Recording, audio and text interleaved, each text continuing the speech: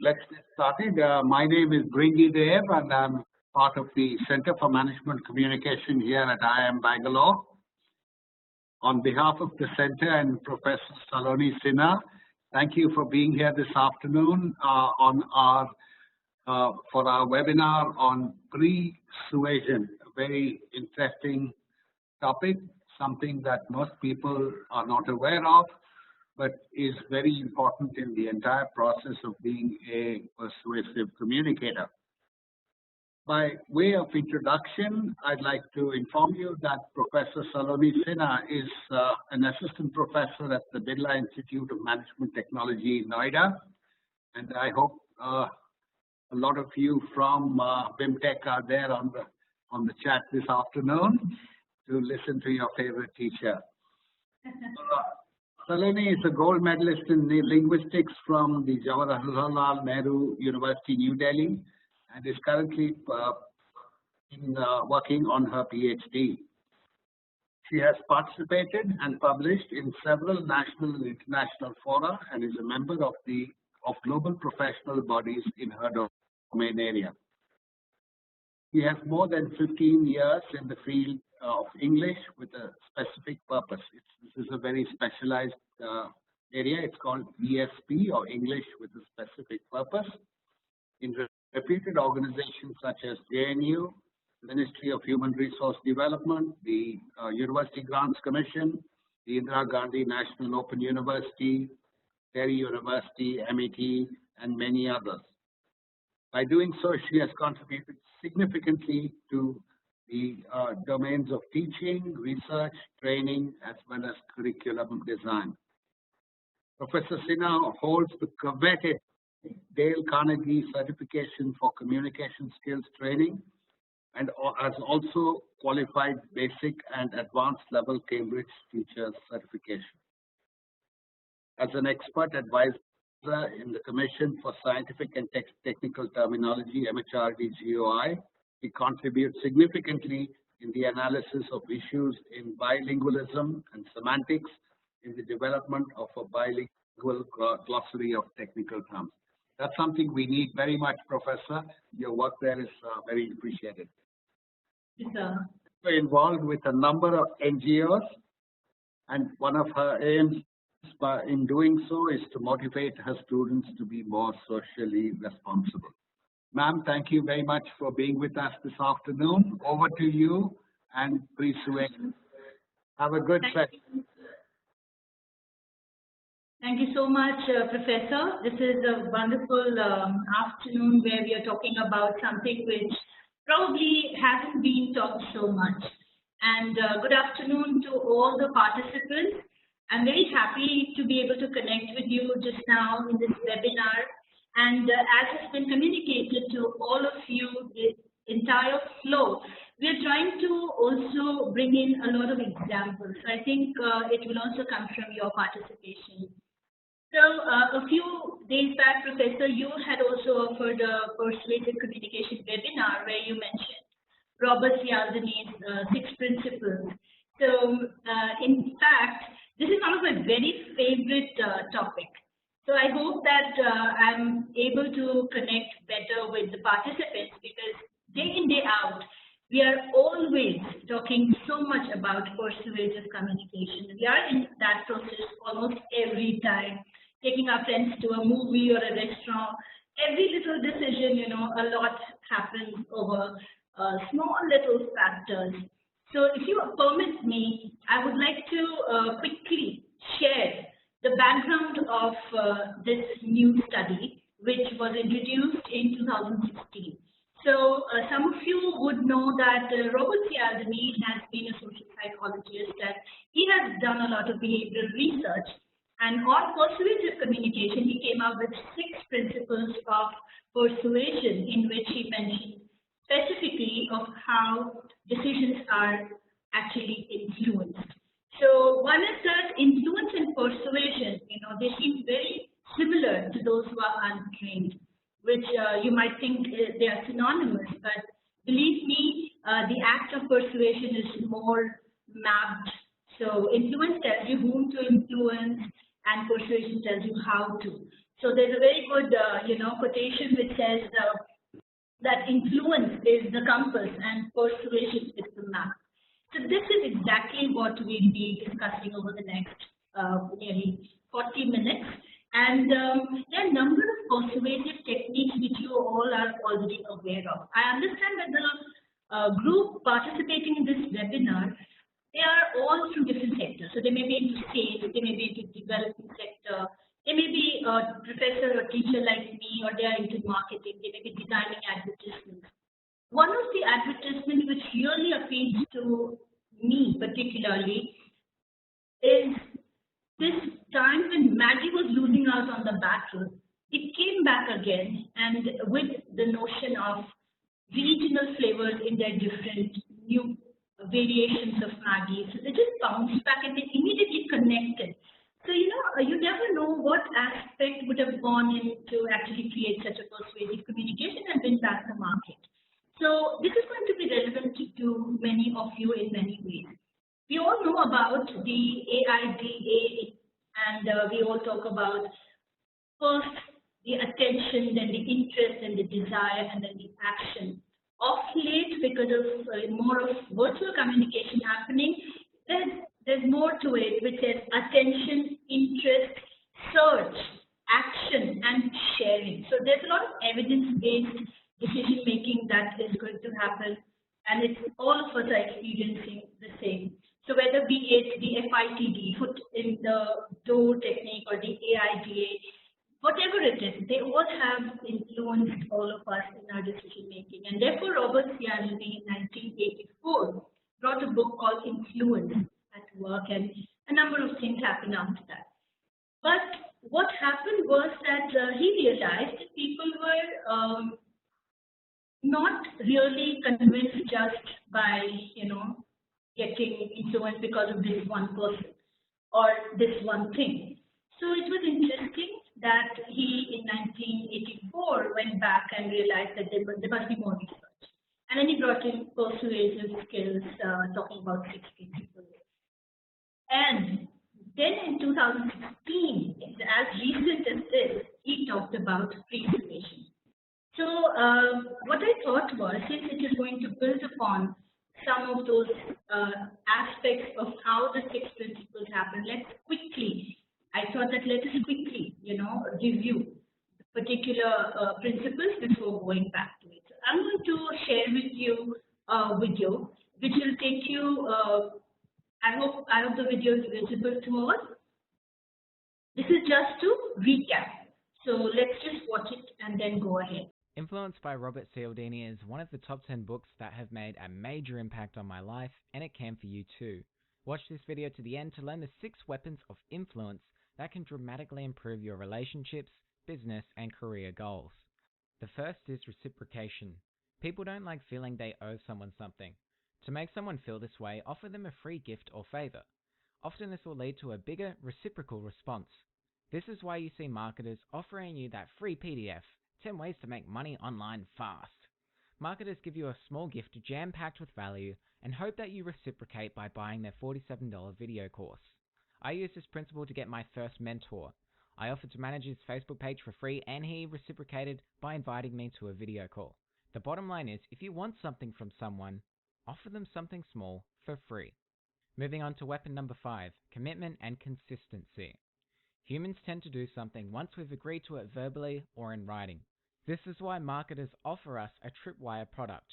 A tripwire is an irresistible, low-risk paid offer, like a $7 ebook for example. You're more likely to buy more books or products from the same author. The same goes for your personal goals. Write them down or tell your friends that you will lose 5 kilograms over the next 3 months or be making $1,000 per month by the end of the year. You're more likely to commit. The next weapon, social proof. When people are unsure about a course of action, they tend to look to those around them to guide them. For example, would you buy book A with 0 reviews or book B with 165 reviews? If you're like me, you chose B. No reviews leaves us with uncertainty. You'll also appear more attractive at a nightclub if you bring friends with you. It demonstrates that you're attractive because other people want to be around you. This is social proof. The next weapon is liking. People prefer to say yes to those they know and like. We automatically attribute traits such as honesty, talent, and intelligence to attractive people. We gravitate to people who share similar views, interests, and values as ourselves. Perhaps you want to get a girlfriend or attract a new client for your business. You'll need to find areas of shared interest to increase rapport and ultimately become more likable. The second to last weapon is authority. The more authority you are perceived as having, the more likely others are to comply with you. Imagine you've contracted a horrific brain tumor. You're rushed to the doctor's surgery. You're thrown onto the operating table. You look up and you see a man dressed in a Santa suit. Do you trust this guy to diddle-daddle with your brain? Of course not. But if he was wearing a white doctor's coat and had a stethoscope around his neck, you probably would, right? It immediately tells you he's a doctor and he knows his stuff. It conveys authority, so we trust him. This is the reason I spent 5 times more than I normally would on a new pair of shoes for when I go to business networking events.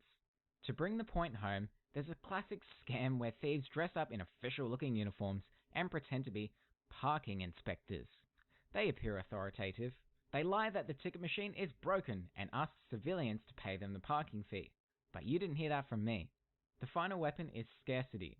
The thought of losing something motivates us more than the thought of gaining something of similar value.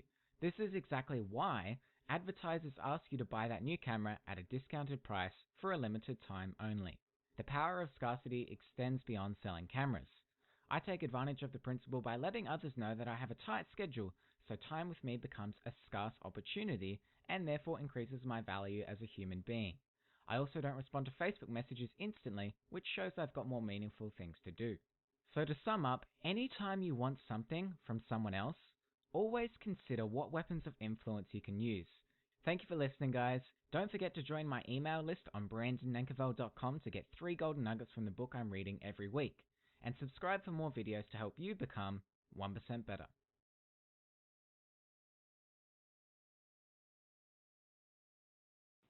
All right, so we were talking about persuasion, and so Cialdini said that, there are 6 ways in which people get influenced and they try to, take a decision according to you. And when the 6 principles that he shared, you just saw that video. I hope you were able to see that video. So he said that, let me take an example to explain this for you. He said that when you like a person, there are more chances that you will do as they wish you to do. So this was about liking. You are generally, favoring certain people, and therefore those decisions that you take get influenced. So what products they buy, you like the person, so you do that. In social sector, we have seen this. I'll take an example of my own. Sometime back, I was spearheading a life skills education program in a village. So it was not easy to get the girls out of the homes to study. So we had to really persuade the families, and we all really wanted that, that all the girls over there should get opportunity and should come out of their homes, and they get a voice, they get to be educated. So gradually we noticed that, several visits to the village, we realized there was one school teacher in the primary school over there who was very, very passionate towards this. And therefore, because she was liked by the whole village, it was getting easier for us day by day to convince families who never even considered any opportunity for their girl child. They started sending them to school again. And we were able to offer them certain life skills education program. And after 2-3 years, I found many of them have started going to college. They have advanced in their education, and some of them got married and have tried to go for B.Ed and have started teaching. So thank God there was a small meeting that we could manage with the school teacher, and we were so happy that we could influence the village. And you would be happy to know that Sansad Adarsh Gram Yojana, this was a village adopted under that, and it has been one of the top 100 developing villages after the report came out. So this is how liking happens. Now, you would wonder, where was the story of the pre-suasion here? What is pre-suasion? The story is that when we were reaching out to these homes where we were aware that there were girls who probably spent more time in their farms and they were earning some money for their family, we found that one of those days when they did not have much of work in the fields, they were just sitting under the tree. At that time, this teacher and we met them and we just got into a small talk. In that time, we asked them, what do you like to do? And one of them said, I wish we could become a teacher like you. And that was the moment which persuaded the family, because we said, your daughter wants to be a teacher. Don't you want her to go to school? Because it will only happen if you send her to school. So it was about the food. Yes, we provide food. So that was this small moment just before meeting their family members one summer afternoon that helped us bring those girls into the schools and make them study ahead. So this is how those small moments of persuasion which we went for, we have these small moments of little small talk which helped us go ahead and become successful. So this one moment is the pre-suasion moment that Cialdini talks about. Interestingly, in your sales and marketing, door-to-door marketing or B2B marketing or any such marketing, when you are ready to meet your client for that one pitch, all of you have been working hard on that slide deck, best of data visualizations and best of understanding of the client, and every analytical data is in place. And you are rushing to present in front of them. During that pitch, you are all set and you are very confident. Just before that, you hear, when you're about to start your presentation, you hear that one of those, in the team, your client's team, one of those members has, it's a special day for that person. And you just heard in their own conversation that he was here on the day of his marriage anniversary, which was his 10th marriage anniversary.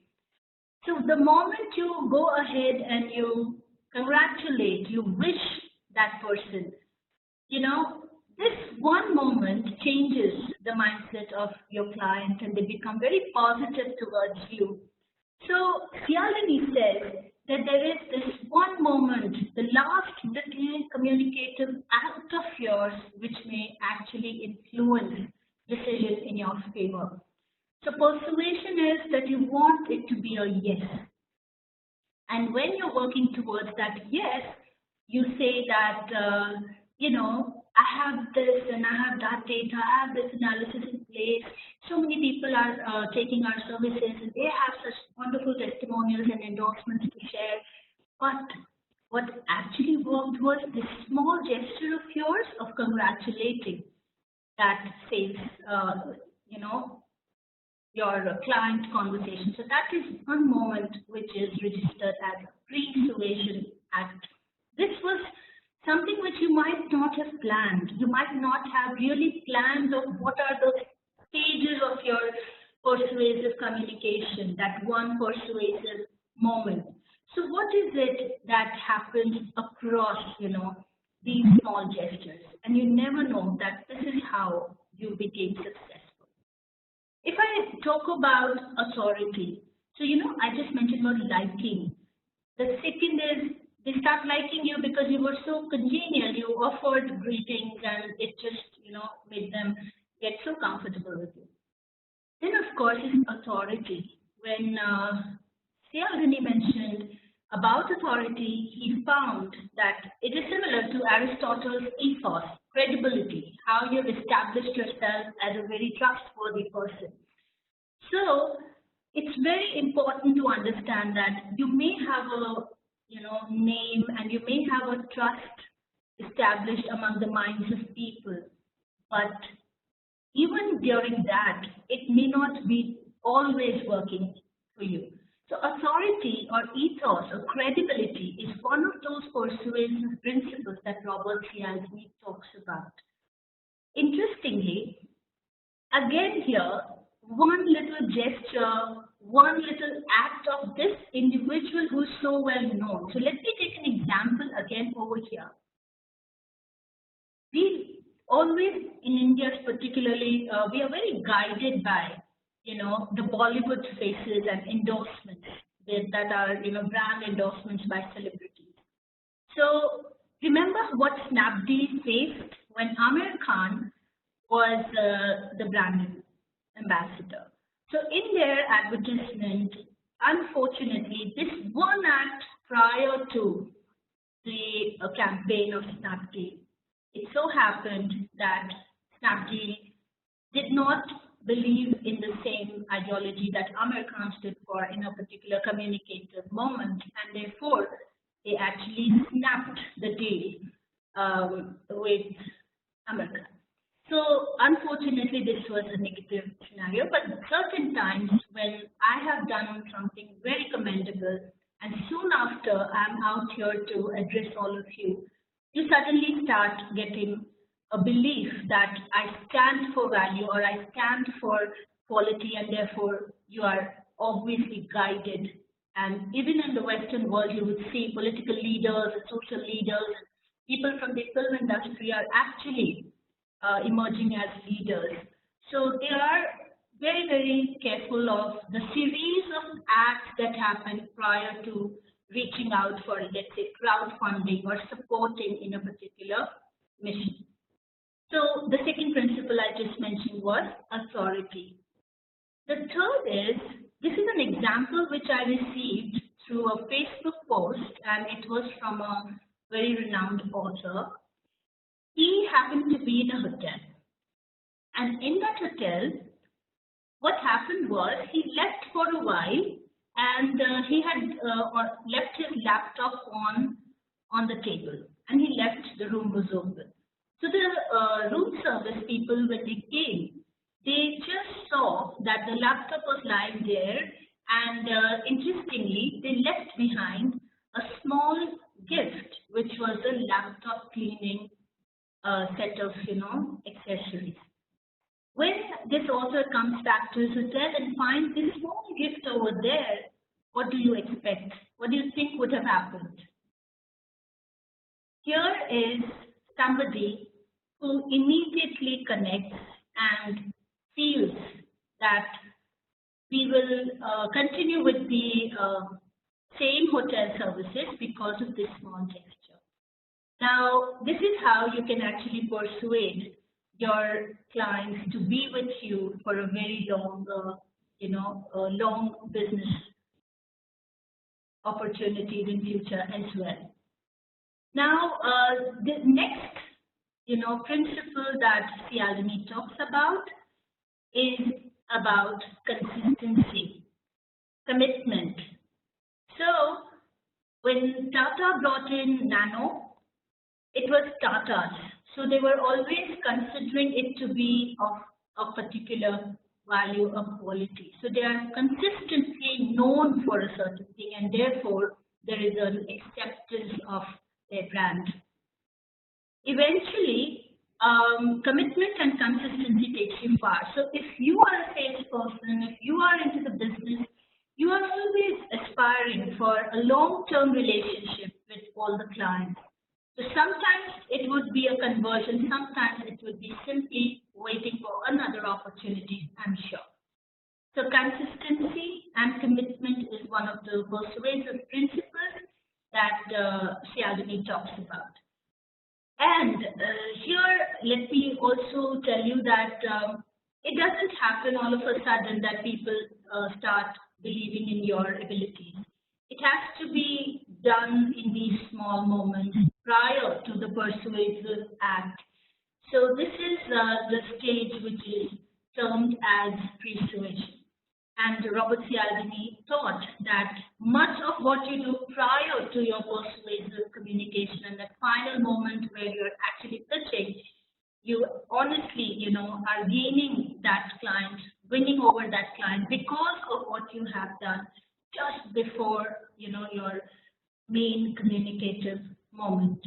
So we were talking about the 6 principles of persuasion that Robert Cialdini has been talking about since long. And in 2016, he emerged with Pre-suasion. So we talked about liking first, and then we talked about authority, then reciprocation, then consistency. We also should remember that it's not just about your relationship with others. It is also about how there's something called as herd mentality, how a load of people, think the same way, and therefore a mindset is created that there's value here.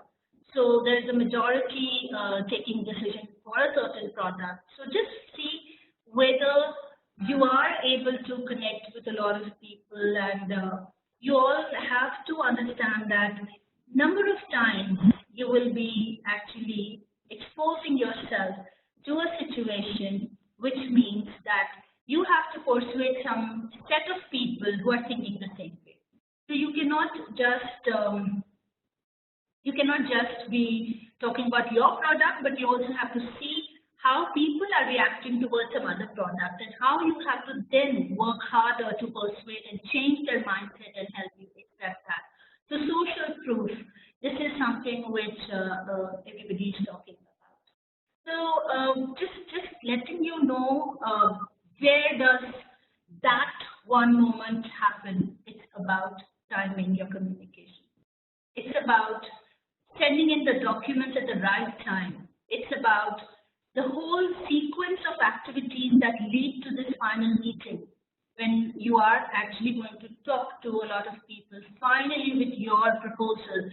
Prior to that, what have been your small communicative acts which build, that relationship and turns it towards a positive communication already. So if there are any questions, any remarks, any issues here, then you could probably, share about it. I have a certain image, if you can see this.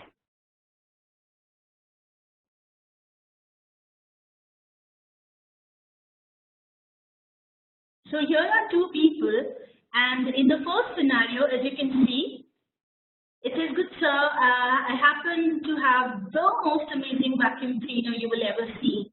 And the person obviously responds that, that seems highly unlikely. And in the second scenario, you can see that it says it's only available within the next 5 seconds and will disappear from existence forever afterwards. And immediately this person is ready to take that. Would anybody like to tell me through the chat that which principle is actually in play in this scenario too? And how it happens when all of us are on, online shopping? What do we do? Okay, so in the persuasive communication, Cialdini says that when you say that something is available for a really short period of time, last 2 days, left few hours to go, just one piece available. So all of a sudden, everybody is ready to own that. Now this was one principle which you see working everywhere, scarcity. So these are the 6 principles of in persuasion that Cialdini talks about, and eventually we all see that happening around us. I'm sure you're connecting with this pretty much. And so just to quickly show you, so we were talking about pre-suasion. I hope you all have a lot of experience of small decisions that were happening in your own businesses, or when you were trying to convince that one angel investor. So now you could probably recall, and you could tell me through your own experiences, what was that one moment you could now identify as a pre-suasion act of yours which helped you get that fund for your venture? Or you sealed the deal with the client and immediately, you recall now, what was that one moment that happened prior to that persuasive moment that actually worked. So if you can think, you might be able to come up with your own examples in this communication. So let me ask you, if some of you are in the social sector, I just had a quick, in sustainability, how to use the principle of social proof. And where do we identify a particular example of pre-suasion here? So many of the products which are being sold are talking about organic products. So I have a story here about a certain individual who was into organic farming, and he was leasing out small land to people like us, and he said that he will grow the kind of vegetables our families consume. So whatever I required, I could tell him, and as if he would be maintaining my kitchen garden somewhere else. So in that situation, what kind of vegetable I would eat, because I'm from Bihar or somebody is from Kerala, they wanted gongura, for example. So he was able to provide us those. And it's interesting that in my case, when this individual came to me, he came just to ask me support of my theatre group in spreading awareness about his venture. In that moment, he actually shared that he was from the same place I was. And because earlier I was not ready to take those facilities, I just found that he told me that he was from Bihar, and there is a certain flower, the pumpkin flower or the goat flower. We probably in Bihar, many would know, we actually make fritters or pakora, as we say, out of those, and we are able to actually, enjoy that only when we go back to our villages and go back to our towns where we are from. What he did was, when he came next time, because we were to meet to tell him how my theatre group was going to help him, what he did was, he carried a packet of those flowers. I was very touched by his gesture, and then my mindset definitely changed, and I was more accepting of, his proposals, and I was listening to him more than I was before he had done that. So one, that here is a pre-suasion moment in the story. He had a venture of organic vegetables.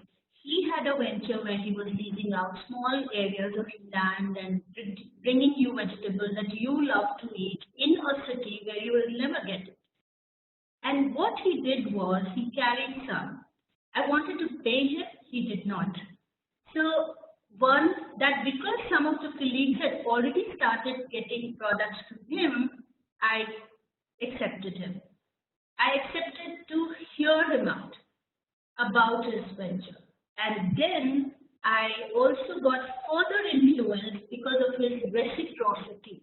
That was this one pre-suasion moment where he brought me those flowers when you actually don't get them so easily. So this is interesting, and you would see this happening every time in all scenarios of decision making. So I just thought that, if there were certain queries related to this, so do you identify what we had intended to actually discuss in this webinar about pre-suasion was, were you now able to understand the power of moments?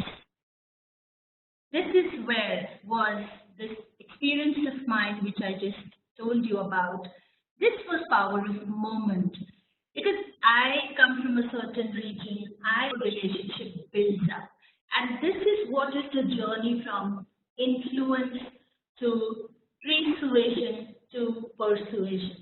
And I'm sure you now realize that, of course, I got them to provide me through their venture the kind of vegetables I really liked to eat, which I would not otherwise get. So this is how the principle of persuasion works, where earlier we thought that we are getting influenced because we just like talking to people from the same place, so it's okay, let me connect with them comfortably, and then every other thing works out. But it's not so easy. Persuasion is with mindful effort and planning that you convert any relationship into a good business opportunity for yourself and a long-term opportunity for yourself. So this is how we are actually wanting to, discuss this issue of pre-suasion, which is very recent, and few people are able to understand the importance of the power of moments and the timing of communication. So the person who was into this organic farming, the moment when he brought me those flowers, that was the power of moment. So I think I've given you great examples from my own experience. And is there any particular point of view that you have? Would you like to share that with us? And we can open up for QA if some people are interested. We are getting some comments here. So I can see one. Here is a question from consumer perspective. Value usually is greater than being sustainable. So consumers do not want to pay the price of sustainable initiatives. How to convince consumer in this situation? Yes, so just now I was talking about this example. It is not easy for people. So there was this small thing that had happened. One of the clients said that, your vegetables look very ugly because they are not so polished, and when you go to the mall, you see all of them like equally sized, and colors are like that. Here, he would bring you straight from the farm. It would have a lot of things sticking to it and not so polished. So it was very difficult for him to convince everybody. So my suggestion here is that yes, it is not easy to convince people for sustainable initiatives, but here it is. Power of moments would work for you. You know what? A lot of us are now becoming more conscious of giving back to the nature. So you could possibly tap that. And sorry, you could possibly tap this opportunity of the changing mindset in the whole environment around us. So this could help you convince them more, because again, here social proof would also help, because many people are now in this movement of going towards sustainable initiatives. Even the country is preparing more. Globally also mindsets are changing, and each individual, you can actually tap that particular moment where this individual thinks that yes, I'm suffering because of what is happening to the environment. And this brings me to the discussion of the 3 C's of pre-suasion. One is causes. So you will have to tell them that, look how the situation is worsening because of our habits, because of our consumerism, because of post-consumption behaviors. We all are facing a lot of problems individually in your house. Also, you may be suffering because of certain such habits. So you tap that. This is one of the 3 C's of pre-suasion, causes.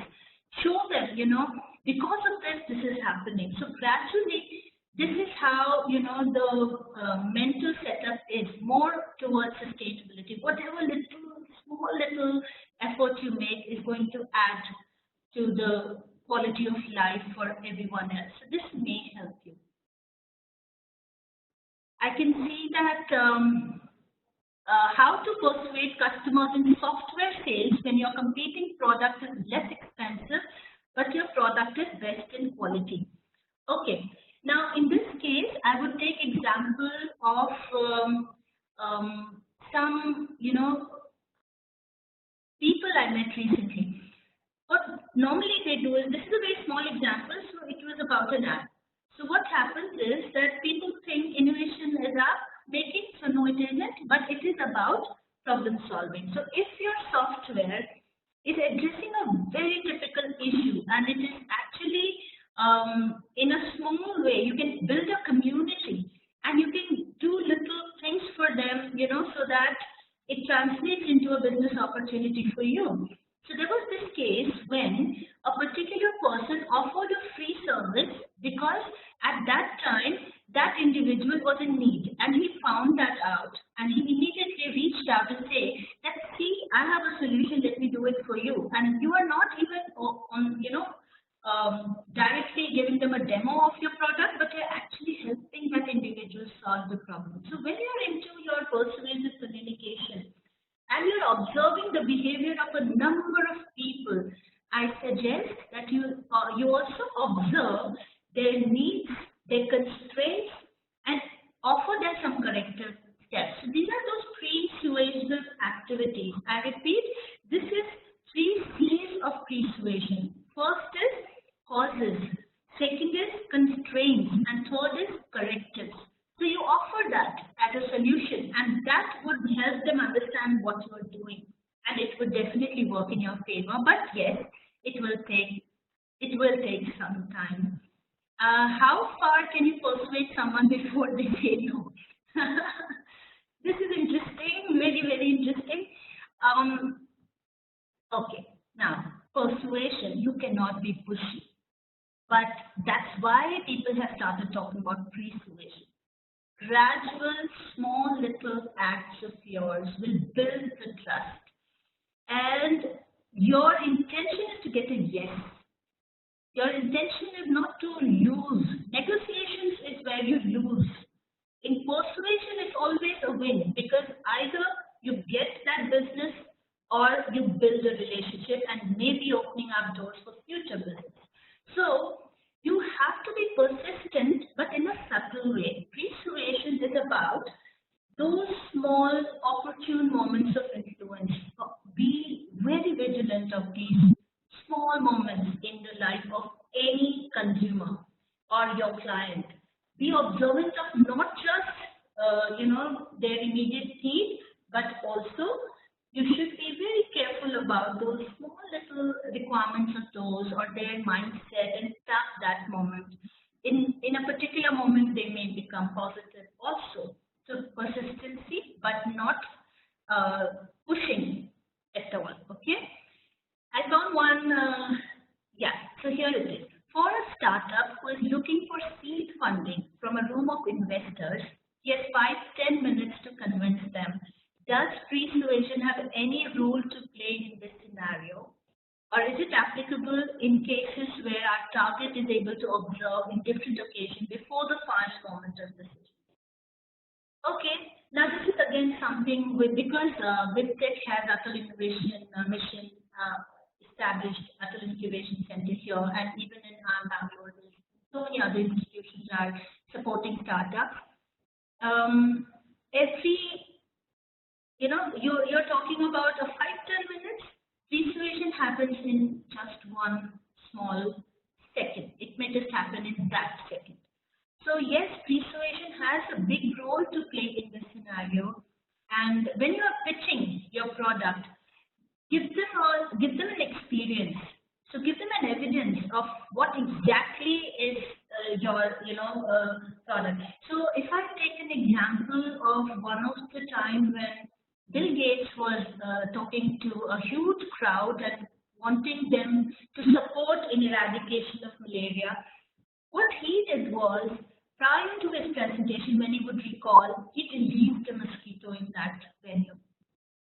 So that made everybody start thinking, and they are now cerebrally involved, and therefore they start understanding. So you have to also create such moments for others to start getting involved in your product, and it just happens, gradually. You have to work on this, but there will be one small moment, and that is where you have to be very careful to tap it.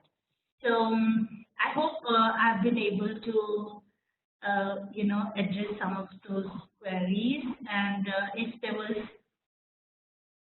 was any particular query further, then I can take it up as well. Okay. So while we were talking about another particular scenario, I just showed you this look at this. And I think this could answer your question.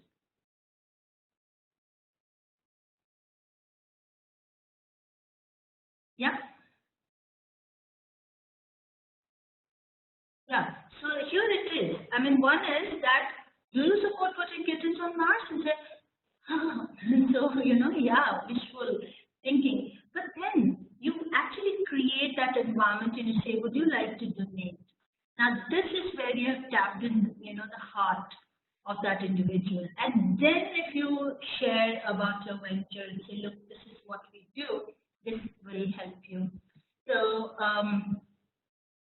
I would definitely like to address a few more queries if there are.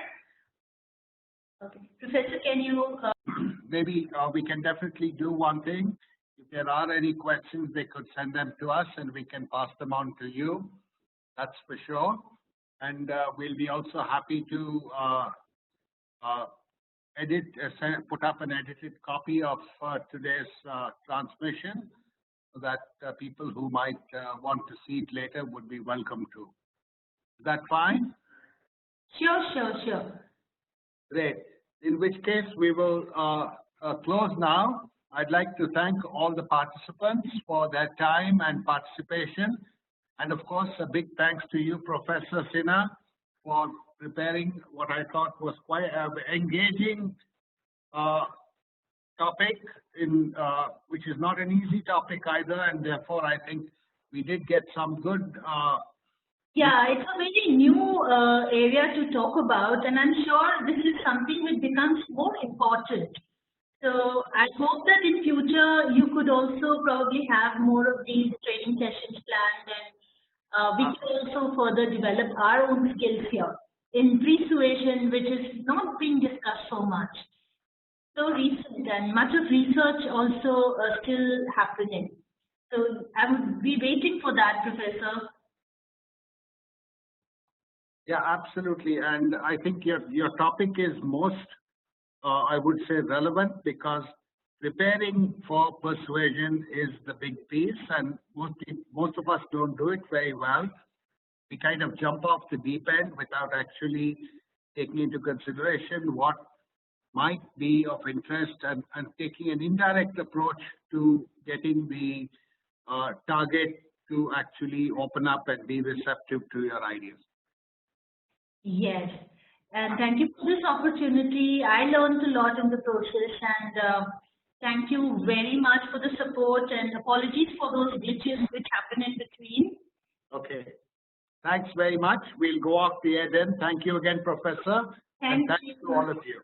Thank you, everybody. Thank you for joining in. Yes, have a great rest of the day and a good weekend.